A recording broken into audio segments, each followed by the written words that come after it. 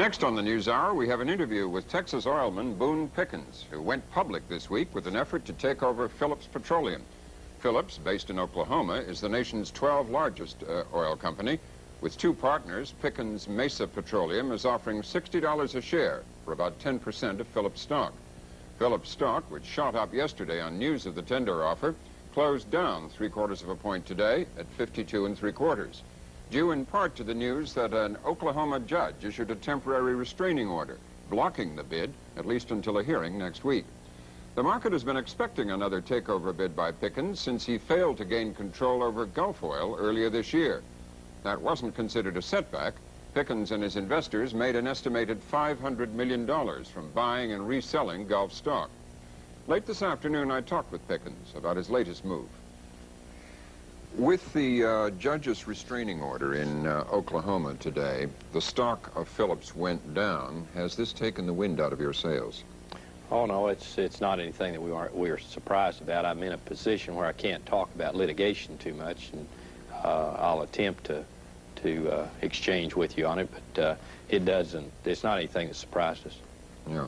Well, there's one obvious question. The Phillips suit, which caused the restraining order and which will be the subject of a hearing a week from tomorrow, says that you had an agreement.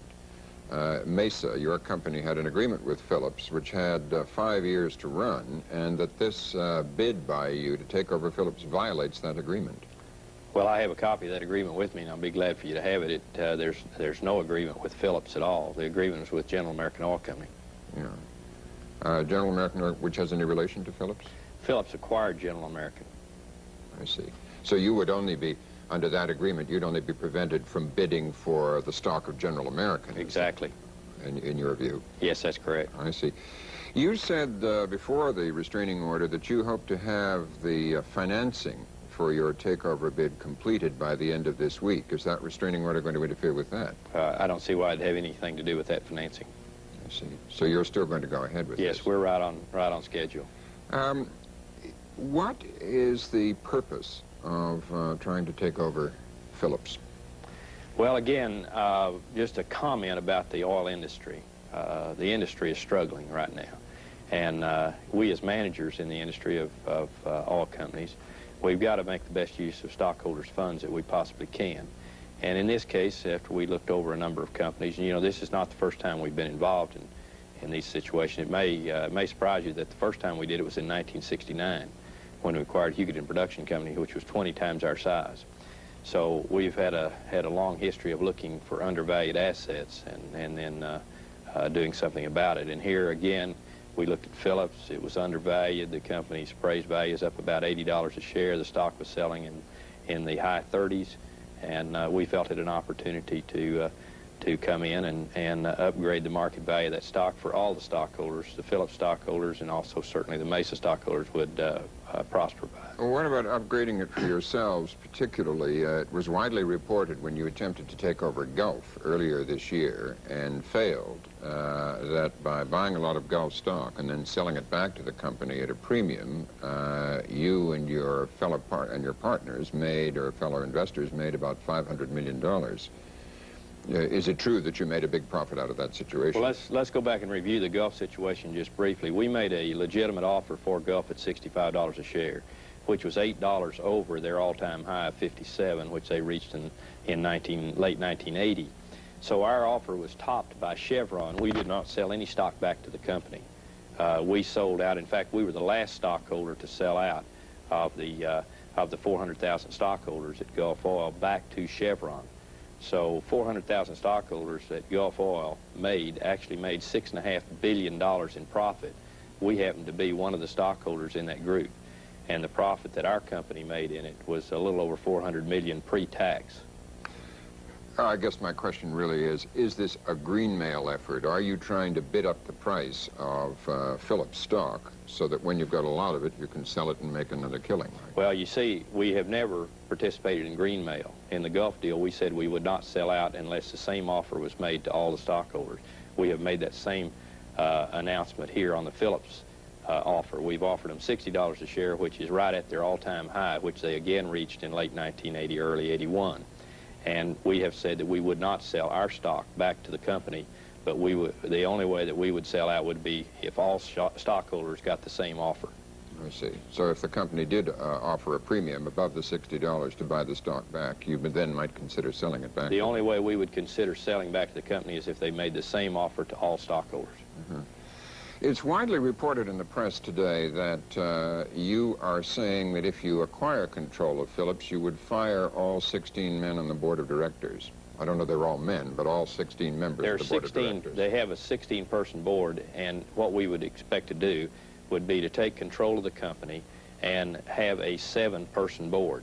We would have 4 people on that board, and Phillips would appoint 3 of their people to be on that board. We weren't talking about firing anybody. We were talking about actually that we would take over the board. A 7-person board then would have 4 of our people, 3 of theirs. Do you think Phillips has been badly run as it stands now?